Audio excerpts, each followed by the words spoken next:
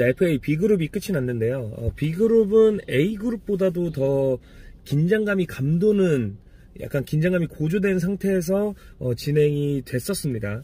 일단은 W팀이 김주원 선수를 잡는 데 성공을 했어요. B그룹에서 실질적인 최대어라고 평가받던 김주원 선수를 잡으면서 미드필더를 보강하는 데 성공을 했고, 그 다음에 골키퍼인 조성현 선수까지 W팀에서 잡게 되면서 W팀은 어떻게 해서든지 이 꼴찌팀이라는 이미지를 벗어내기 위한 어떤 김원기 주장의 강한 의지를 좀 볼 수 있었다, 이렇게 생각이 들고요. 그리고 S팀에서는 김강현 선수를 잡았거든요. 사실 김강현 선수 같은 경우에는 예상했던 부분은 아니에요. 아무래도 이제 다음 시즌에 결장 이슈가 좀 있기 때문에 S팀에서 굳이 김강현 선수를 잡을까라는 어떤 의문부호는 좀 붙었었습니다만, 김강현 선수가 어쨌든 이번 시즌에 우승팀 멤버이기도 했기 때문에 약간 S팀에서는 그래도 이 선수를 좀 연봉을 최대한 낮춰서라도 일단 잡아서 백업으로라도 사용하자, 이렇게 생각을 한 것이 아닌가라고 보여집니다. 자, W팀부터 보자면요. W팀은 김주원과 조성현 두 선수를 모두 잡는 데 성공을 했습니다. 사실 이 두 선수는 B그룹에서 가장 주목받는 선수들이었는데 결국에는 W팀이 두 선수를 모두 잡았어요.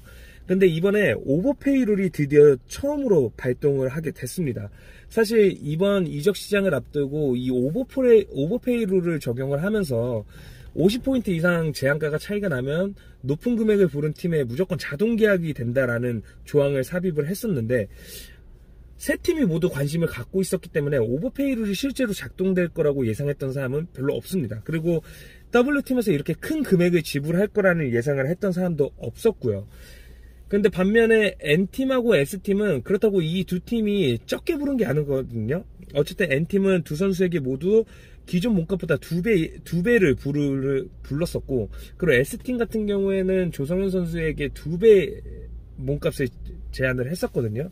그런데 W팀이 이 두 팀의 2배 몸값을 어느 정도 예상을 했었고, 그거보다 확실하게 그냥 지불해서 일단 잡자라고 생각을 했던 것 같아요.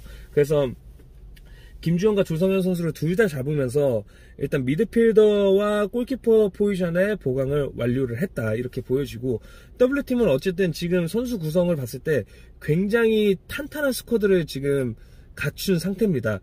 첫 번째 시즌과 두 번째 시즌에 비교했을 때는 지금 굉장히 탄탄하고 안정적인 스쿼드를 지금 준비를 해놨기 때문에 어떻게 해서든지 꼴찌를 탈출하겠다는 김원기 주장의 의지가 확실하게 보이고 있다, 이렇게 볼 수 있겠고요. S팀은 일단 우승 멤버였던 김강현 선수를 잡는 데 성공을 했습니다.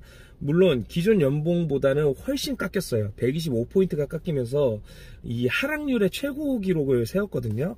김강현 선수 입장에서는 거절할 수 있는 상황이었음에도 불구하고 어쨌든 김강현 선수도 본인 스스로 본인이 다음 시즌에 결장을 할 수밖에 없다는 그 리스크가 있다는 것을 인정을 했기 때문에 연봉 삭감에 대해서 크게 문제 삼지 않고 어쨌든 계약을 체결을 했습니다. 그래서 S팀도 백업 수비수를 영입을 하면서 지금 그럼에도 불구하고 아직 공격 쪽에 무게감이 좀 쏠려 있는 건 사실이거든요.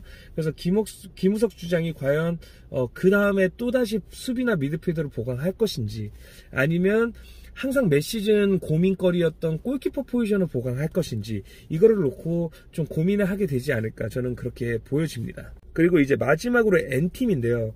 N팀의 차규호 주장 입장에서는 지금 굉장히 좀 머리가 아픈 상황이라고 볼 수 있거든요. 그러니까 차규호 주장이 A그룹도 그렇고 B그룹도 그렇고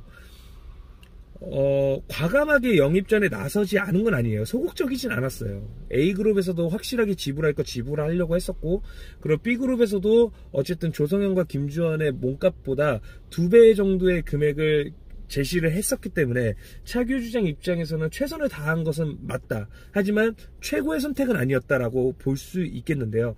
어찌됐건 A그룹에서 B그룹에서 단 한 명의 선수도 영입을 하지 못하면서 차규 주장 입장에서는 본인이 원하는 선수를 한 명도 지금 잡지 못한 상황이잖아요.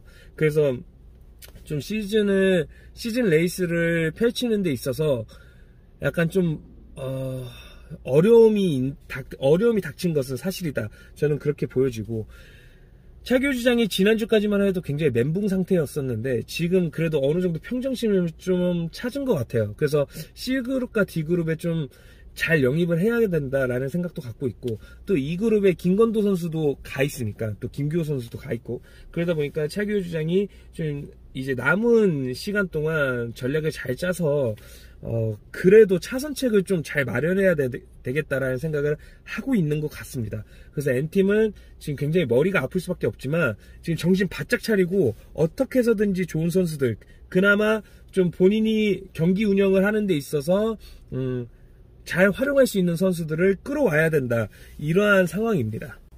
그리고 김규호 선수는 선택을 받지 못했습니다. 그래서 김규호 선수는 FA 2그룹으로 이동을 하게 됐는데, 김규호 선수는 아무래도 이제 각 팀 주장마다 좀 걱정을 했을 거예요, 이 선수에 대해서.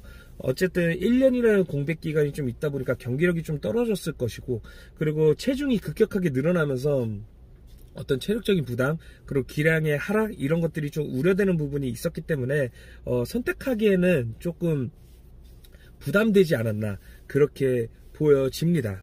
자, 그래서 선수 구성원을 살펴보면 지금 W팀은 5명을 보유하고 있고 S팀은 6명을 보유하고 있어요. 그리고 반면에 N팀은 지금 단 2명의 선수만 보유하고 있는 상태입니다.